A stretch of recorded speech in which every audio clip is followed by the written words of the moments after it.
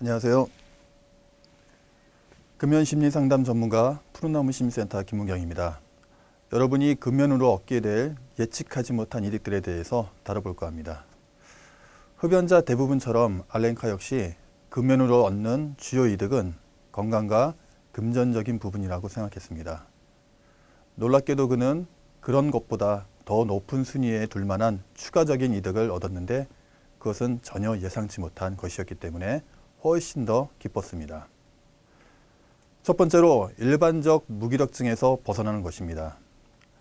알렌카는 기침과 쌕쌕거리는 소리는 그가 피우는 담배 때문이라고 생각했지만 일반적으로 느끼는 무기력증은 나이가 들어서 그런 줄 알았습니다. 10대 때 그는 에너지가 넘쳐 흘렀지만 그 후로 삶은 무척 힘겹게 바뀌었습니다.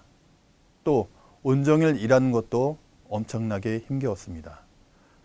아침 9시가 넘어서 일어나도 무척 힘들었고 심지어 깨어나서도 여전히 피로를 느꼈죠. 거기에 그는 하루에 한 끼밖에 안 먹었지만 극도로 과체중이었습니다.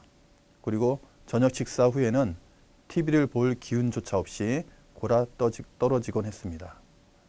수년 전 그는 비흡연자 친구들과 활동적인 운동하는 걸 포기했습니다. 사실 그가 하는 운동은 골프에 제한되어 있었지요.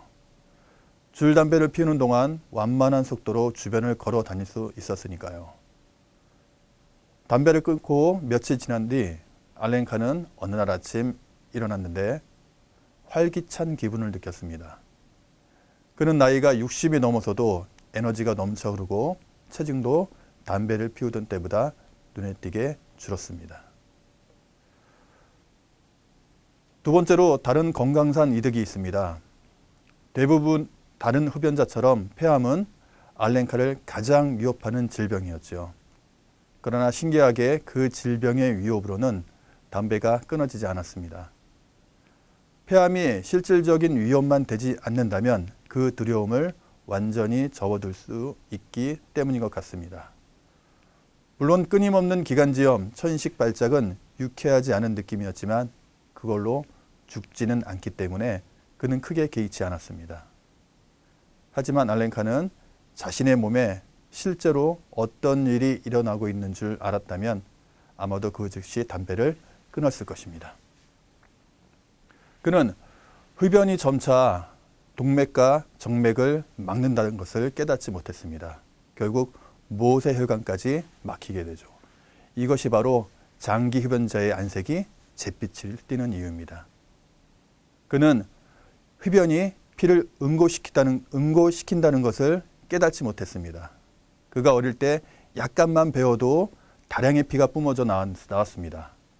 성인이 되어서 꽤 깊게 배인 적이 있었는데 이 암갈색 더럽고 끈적한 것이 계속해서 배어나왔습니다. 그는 혈액의 색깔이 걱정됐습니다. 틀림없이 혈액과 관련된 병에 걸렸다고 생각했죠. 그러나 그것이 흡연으로 인해 산소가 부족했기 때문이라는 것을 깨닫지 못했습니다. 그럼에도 불구하고 그 끈적한 피가 좋기도 했습니다. 많은 피를 흘리지 않는다는 걸 의미하니까요. 자신의 심장이 한 박동도 쉬지 않고 좁아진 혈관을 통해 끈적한 피를 펌프질했던 것을 요즘 다시 생각해 보면 그는 심장에 매우 끔찍한 부담을 줬었다는 후회가 생기게 됩니다. 그는 흡연이 심장마비나 발작을 일으킨다는 것에 대해 콧방귀를 뀌었는데 기적은 우리의 몸이 그런 고문에 저항하는 방식입니다. 그러나 알렌카는 자신의 신체가 망가지고 있다는 신호가 몇 개나 있었지만 그것은 흡연과 무관하다고 여겼습니다. 그리고 다른 금연자가 담배를 끊은 뒤 그런 증상들이 모두 사라졌다는 것을 알려주지 않았다면 지금도 담배와 무관하다고 했겠죠.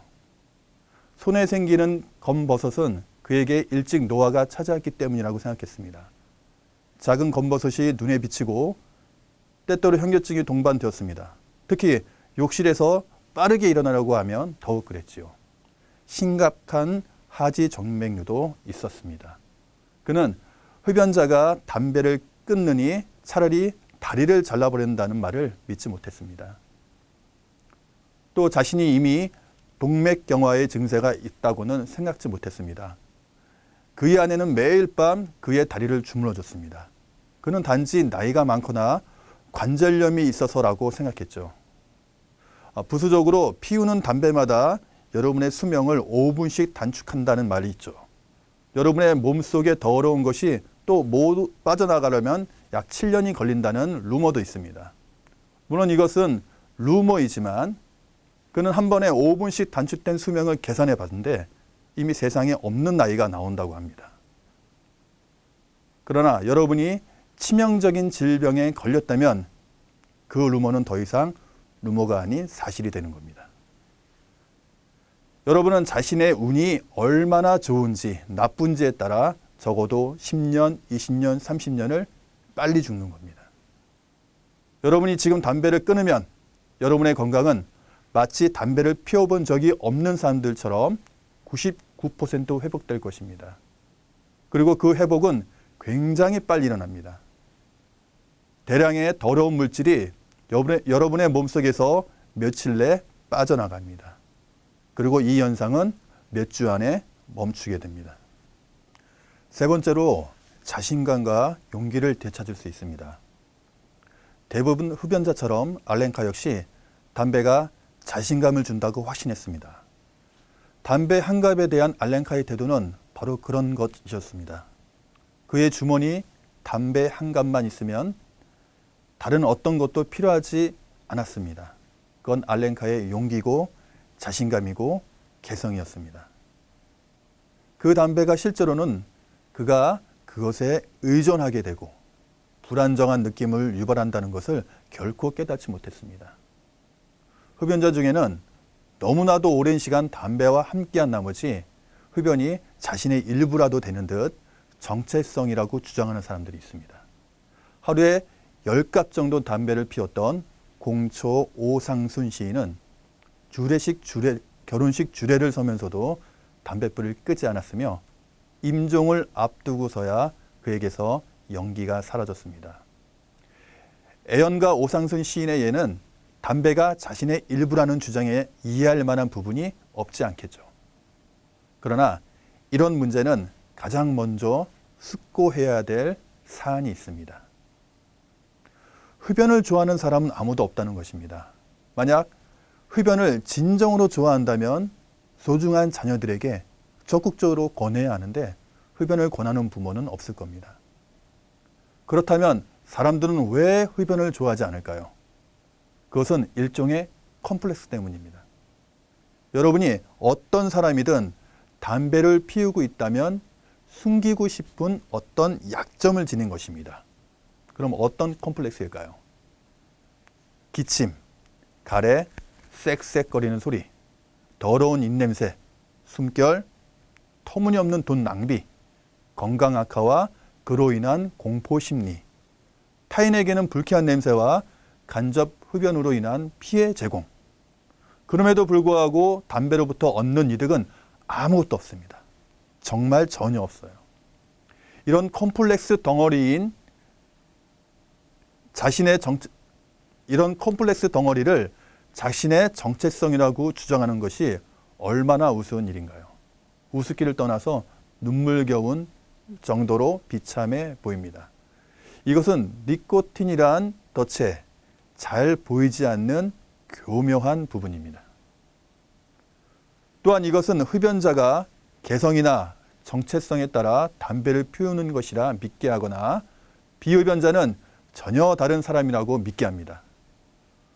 우리는 비록 금연에 성공한다고 해도 단지 스스로 담배를 피우는 것이 허락되지 않는 흡연자가 되었다고 생각하게 만듭니다.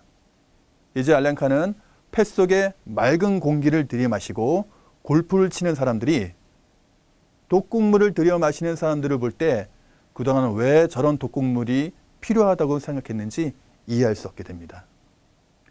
여러분을 중독에 빠뜨리는 것은 취미가 아닙니다. 심지어 마약 자체도 아닙니다. 바로 여러분이 마약에 의존하고 있다는 믿음이죠. 알렌카는 10대에 파괴될 것 같지 않던 그 강력한 느낌을 기억합니다.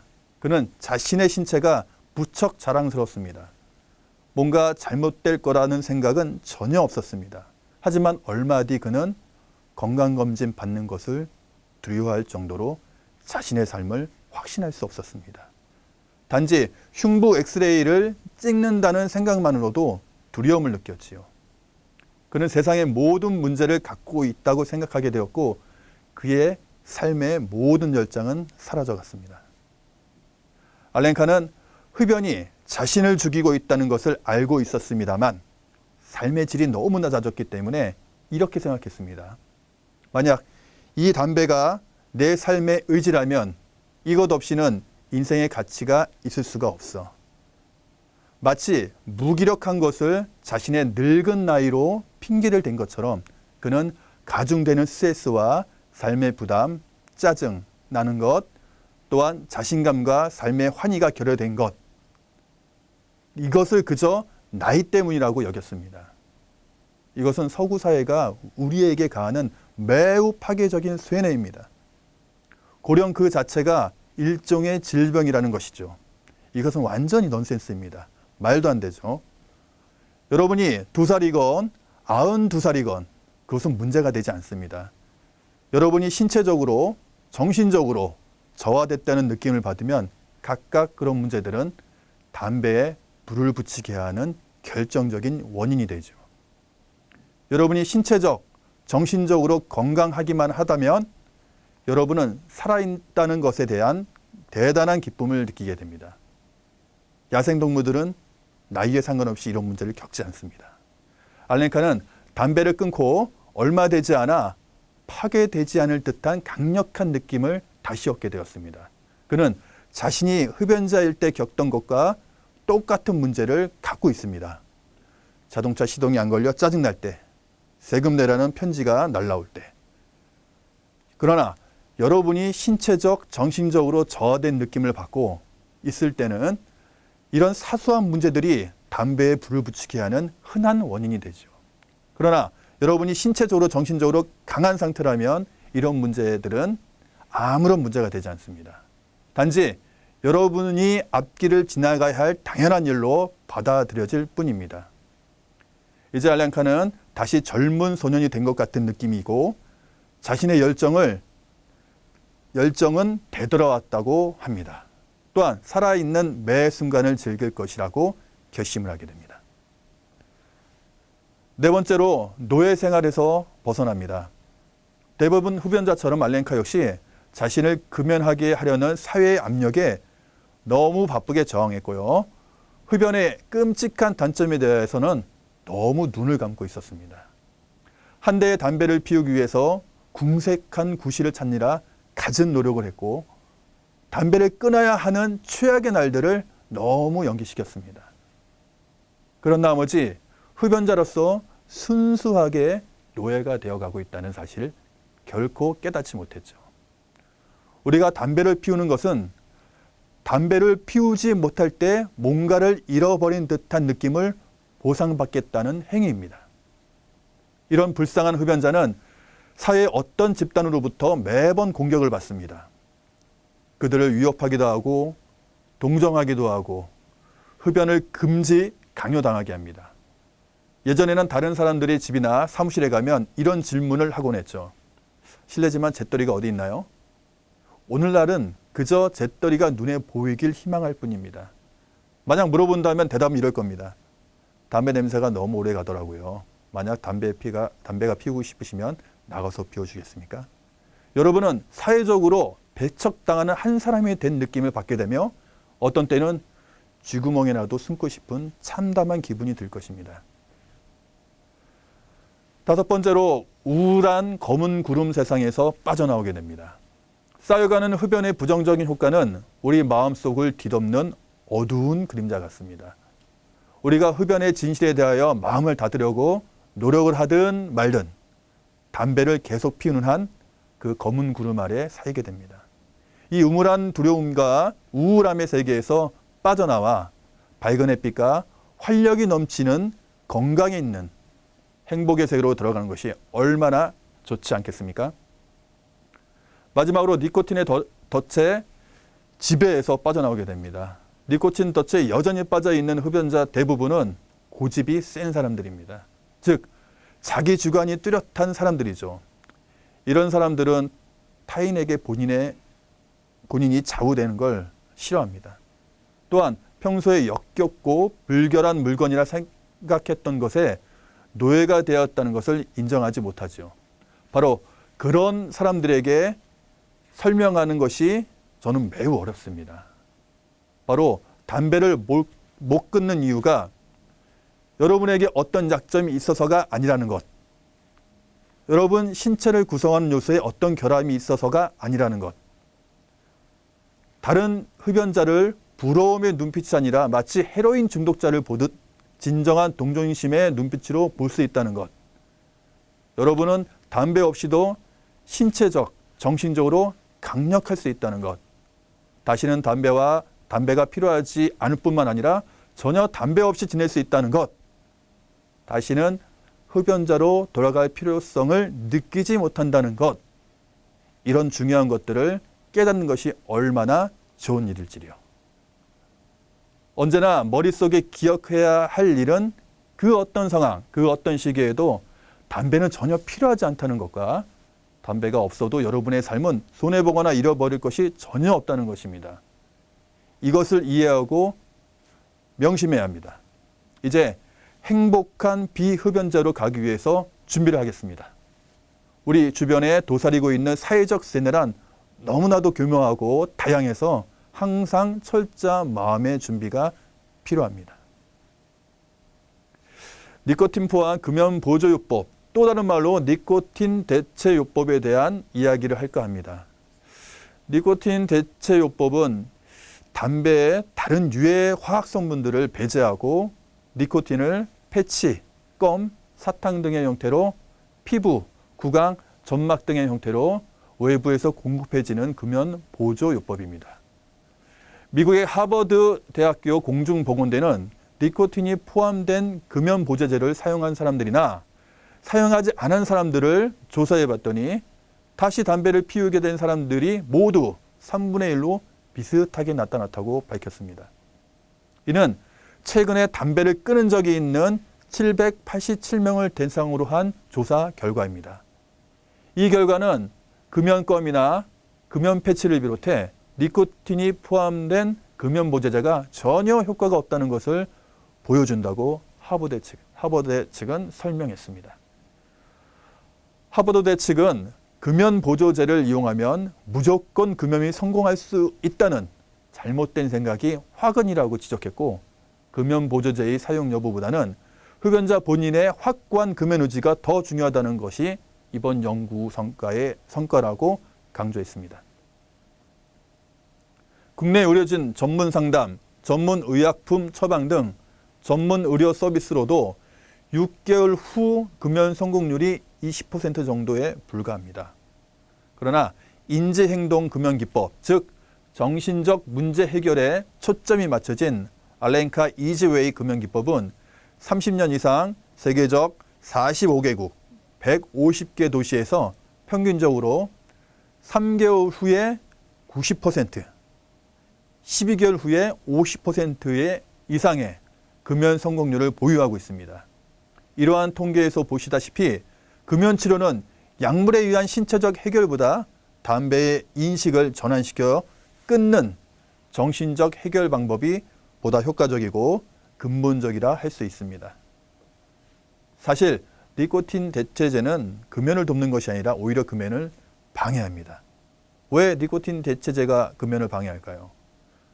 흡연자가 흡연을 포기하지 못하는 원인의 70에서 90%는 금단 증상과 이로 인한 흡연 욕구인데, 니코틴 대체요법은 피부나 구강을 통하여 니코틴을 일정한 농도로 체내에 흡수되어 혈중 니코틴 농도를 일정하게 유지하게 함으로써 금단 증상을 완화, 흡연 욕구를 억제하는 원리입니다. 즉 니코틴을 공급하여 끔찍한 신체의 금단 현상을 서서히 줄이거나 니코틴 대체제마저 끊는다는 것입니다. 하지만 니코틴 대체제는 잘못된 이론에서 금연에 접근한다는 것이 큰 문제입니다.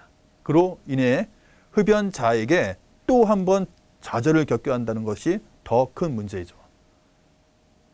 니코틴 대체제의 잘못된 이론은 첫 번째, 니코틴 대체제는 아주 미약하고 일시적인 신체적 금단 증상 해결을 위해 만들어졌고 근본적인 정신적 금단 증상 해결에 도움이 되지 않는다는 것입니다. 두 번째로 니코틴은 중독성이 매우 높은 마약이며 담배 한 개 피에 들어있는 니코틴 약 10mg을 어린아이가 먹을 경우 곧바로 죽을 수 있는 독극물이라는 것입니다. 흡연자는 마약 중독자입니다. 흡연자 본인이 마약에 중독된 환자라고 인정할 때 금연 성공률은 매우 높아집니다. 그런데 마약에 중독된 환자에게 피부나 구강을 통하여 마약을 조금씩 주면서 마약 중독을 치료한다는 것이 과연 상식적일까요? 세 번째, 금연 3일 후이면 신체의 니코틴이 거의 모두 빠져나갑니다. 니코틴은 인류에게 알려진 마약 중 가장 빠르게 사람을 중독시키는 마약입니다. 또한 빨리 반응하는 만큼 빨리 배출되는 마약이기도 합니다. 니코틴 대체제 회사에서 니코틴 대체제 사용을 3개월에서 6개월 사용하기를 권합니다. 상식적으로 금연 후 3일이면 체내에서 빠지는 중독성이 매우 높은 마약이며 독극물인 니코틴을 3개월에서 6개월이나 사용할 이유가 있을까요? 니코틴 때문에 일어나는 신체적인 금단 증상은 대단히 약해 사실상 완화시킬 필요가 없을 정도입니다. 금연을 어렵게 하는 것은 신체적 금단 증상이 아닙니다. 인생에 꼭 필요하다고 여겼던 어떤 물건을 잃어버렸다는 점에서 발생되는 우울감, 박탈감, 회생심리죠. 사실 신체적 금단 증상은 아무런 문제가 되지 않습니다. 니코틴에 화학적 의존을 하게 되고 그 결과 심리적 의존도 오래 지속되게 됩니다. 니코틴 대체제의 신체적 부작용은 심박수의 증가, 두통, 불면증, 메스꺼움, 소화불량, 딸꾹질, 턱관절 불편감, 부착 부위의 피부 발진, 오심, 구내염 등이 있습니다. 그런데 니코틴 대체제의 가장 큰 부작용은 흡연 문제의 세뇌를 오래 끌게 하는 정신적인 부작용이 있습니다. 정신력으로 금연했을 때 우울한 마음이 드는 것은 자신이 희생하고 있다고 믿기 때문입니다. 니코틴 대체제를 사용하는 것은 하나의 문제를 또 다른 문제로 바꿔놓는 것일 뿐 근본적인 해결책이 되지 못합니다. 그냥 상식적으로 생각해 보시죠. 니코틴이 포함된 껌을 씹고 패치를 붙이면 담배가 싫어질까요? 상식적으로 생각해도 전혀 아님을 알 수 있습니다. 제가 아끼는 동생은 담배를 끊기 위해 심할 때는 패치 3장을 한꺼번에 붙이기도 했습니다. 그럼에도 불구하고 담배 한 개 피를 피우고 싶어서 끙끙 앓다가 결국엔 다시 피게 되었습니다. 왜일까요? 니코틴이 부족해서일까요? 아닙니다. 강한 패치를 여러 장 붙이면 상황에 따라 담배를 피울 때보다 더 많은 니코틴이 체내에 흡수됩니다. 그렇다면 상식적으로 흡연 욕구가 없어져야 정상이지만 그렇지 않습니다. 흡연은 심리적인 문제가 99%이기 때문입니다. 머릿속에 흡연에 관한 잘못된 관점이 우리를 그토록 어렵게 합니다. 그럼 도대체 니코틴 대체제는 무슨 일을 하는 걸까요? 이 의문을 갖게 된다면 여러분도 슬슬 흡연의 본질을 보시게 되는 겁니다. 우리가 의지력으로 담배를 끊으면 머릿속엔 여전히 담배를 갈망하지만 적어도 신체에서는 3일이면 니코틴이 빠져나갑니다. 니코틴 대체제는 이 신체의 해방조차도 방해하게 하게 되죠. 맞습니다. 니코틴 대체제는 금연을 방해합니다. 또한 담배가 소중하다는 느낌, 그래서 뭔가 내가 희생하고 있다는 느낌은 훨씬 더 강해지고 점점 더 우울감을 증가시킨다는 것이 문제입니다. 본질을 바라보십시오. 담배에 대한 여러분의 인식이 문제입니다. 담배는 교활한 올가미와 같습니다. 그런 올가미에서 벗어나는 것은 화학적인 의존을 끌어버리는 정도가 아닙니다. 무엇보다 세뇌된 머리를 말끔히 닦아내는 것입니다. 그러기 위해서는 우선 담배의 잘못된 착각과 환상을 버리는 것이 중요합니다. 그 인식 하나를 바꾸면 웃을 정도로 쉽게 금연이 다가옵니다.